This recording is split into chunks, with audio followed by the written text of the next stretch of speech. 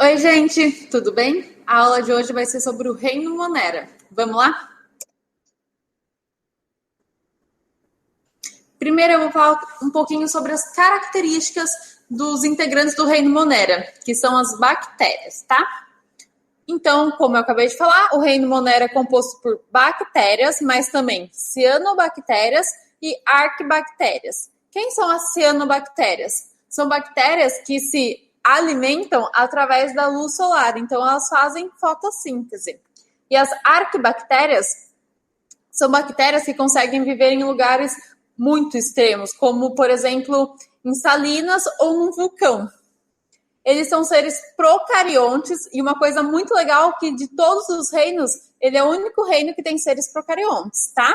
E o que são esses seres procariontes? São aqueles menos complexos, vocês lembram? Aquele que não tem organelas, que não tem um núcleo bem definido, por exemplo.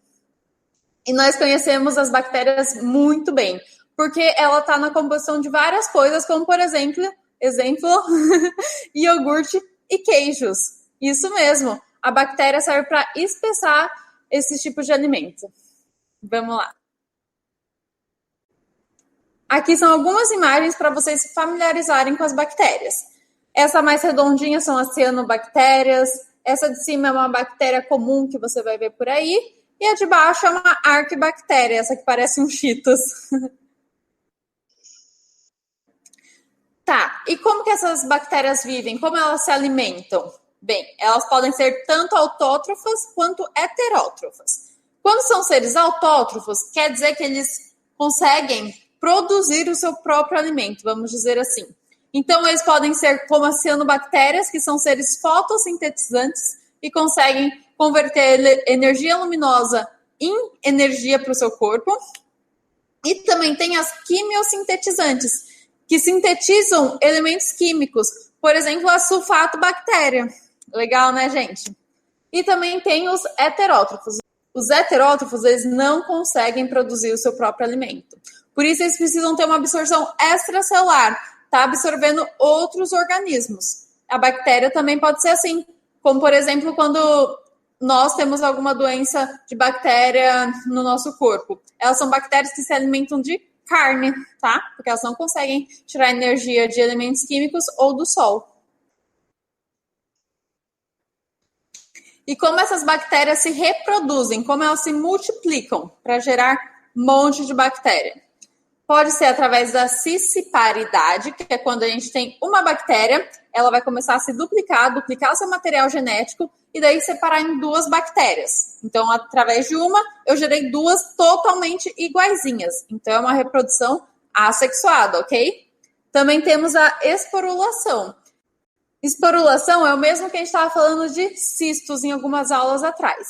É quando a gente tem uma bactéria, daí ela é colocada num ambiente que não é favorável para ela. Por exemplo, a gente tem uma bactéria que gosta muito do oxigênio. Daí, quando ela é colocada em algum lugar que não tem muito oxigênio, o que ela faz? Ela esporula. Ela vai economizando toda a sua energia até virar um esporo. Daí, esse esporo ele consegue sobreviver por muito e muito tempo até voltar numa condição favorável de novo. Isso também é considerado uma reprodução assexuada, porque a gente não muda nada do material genético dela, ok? E agora, por último, a conjugação. A conjugação, diferente das outras, é considerada uma reprodução sexuada, porque existe troca de material genético. E o que acontece aqui? Quando tem duas bactérias, tá vendo esse fiozinho aí no meio? É um fiozinho que tem a troca do material genético delas, tá certo? E aqui é o mapa mental para vocês estarem dando uma olhadinha de tudo que eu acabei de falar. Então, dá um pauzinho nessa parte. Pausa. Dá uma lida e vamos voltar para a aula. Tá bom, agora vocês já conhecem as bactérias e o reino Monera, certo? E como eu falei ali atrás, tem algumas bactérias que se alimentam da carne humana. Isso mesmo, gente. Daí essas bactérias que estão no nosso corpo e se alimentam da gente, elas causam bacterioses na gente. Então, doenças causadas por bactérias. E aqui a gente tem vários exemplos. A leptospirose, meningite, sífilis, peste negra, tuberculose, tétano, gonorreia, doença do carrapato, que eu não sei se chama assim mesmo, hein? Hanseníase e cólera. Agora a gente vai falar um pouquinho mais sobre cada uma das doenças que são mais cobradas no vestibular, tá certo? Tá certo? Primeiro, a febre maculosa. A febre maculosa é a famosa doença do carrapato, porque ela é transmitida pelo carrapato. Se lembrem, ela é transmitida, não é ele que é o agente patogênico dessa doença, ele é o agente transmissor, tá? O agente patogênico é uma bactéria. E o que ela causa? Ela causa vários pontinhos vermelhos na pele, tá? Como tá na imagem aí. A outra doença é o tétano. Todo mundo pensa, eu vou pisar num ferro enferrujado e pegar tétano. Não, gente, nada disso. Não excluam isso da sua cabeça, que é tudo mentira que vocês escutaram até agora. O tétano se pega através de uma bactéria. E é uma bactéria anaeróbica. Então, quer dizer que elas não gostam de oxigênio. Elas gostam de estar em lugar sem oxigênio. Então, se elas estão no meio ambiente, por exemplo, que tem muito oxigênio para a gente respirar, elas vão estar em forma de esporo. Isso mesmo. Daí, quando a gente faz um corte, por exemplo, com um prego enferrujado, vai ser um corte bem fundo. Daí, lá no fundo do corte, não tem mais oxigênio.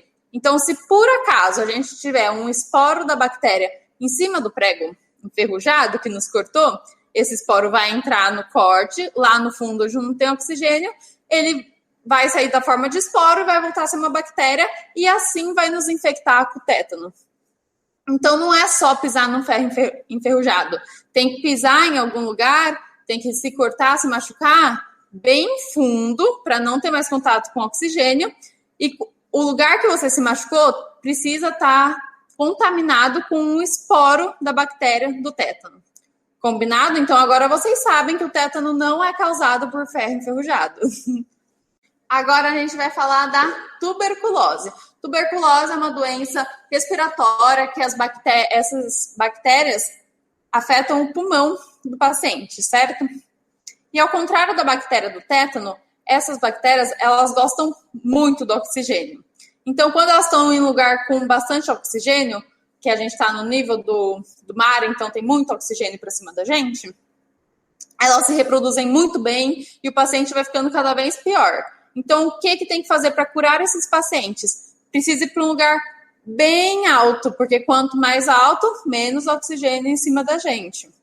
Daí, quando a gente vai para um lugar bem alto, essas bactérias conseguem se reproduzir menos e, por causa disso, o paciente vai melhorando. Então, um dos principais hospitais que tratam casos de tuberculose está em Campos de Jordão, porque Campos de Jordão é uma cidade alta, diferente daqui de Registro, por exemplo, que é uma cidade muito baixa, quase no nível do mar. Outras doenças, a leptospirose, a famosa doença do rato também, né? A gente falou da doença do carrapato, agora é a doença do rato. Mas aqui também não é o rato que é essa doença. O rato precisa estar contaminado com uma bactéria da leptospirose. Daí, quando ele está contaminado, essa bactéria vai sair na urina dele. A urina dele pode contaminar a água, por exemplo, e se você está lá brincando numa enxurrada com urina de rato, você pode acabar pegando essa leptospirose, certo? Cólera. A cólera é uma doença causada por bactérias que vai causar diarreia e desidratação. E por mais que a gente ache que é uma coisa muito simples, em países subdesenvolvidos e em países pouco desenvolvidos também, essa ainda é uma doença que mata muito, tá certo? A hanseníase. A hanseníase é uma doença causada por bactérias e antigamente as pessoas conheciam essa doença pelo nome de lepra. Então vocês podem ver lepra e hanseníase, que vai ser a mesma coisa, tá? E essa bactéria vai causar lesões na pele, como mostra na imagem. Daí aqui, para a gente estar finalizando, é um mapa mental sobre as doenças bacterianas também. Então, doenças causadas por bactérias. Daí tem várias aí para vocês darem uma olhadinha também e tá procurando saber mais se vocês se interessarem. Eu falei das que mais caem no vestibular apenas, tá bom? Então é isso, gente. Bom estudo para vocês. Beijos. Tchau, tchau.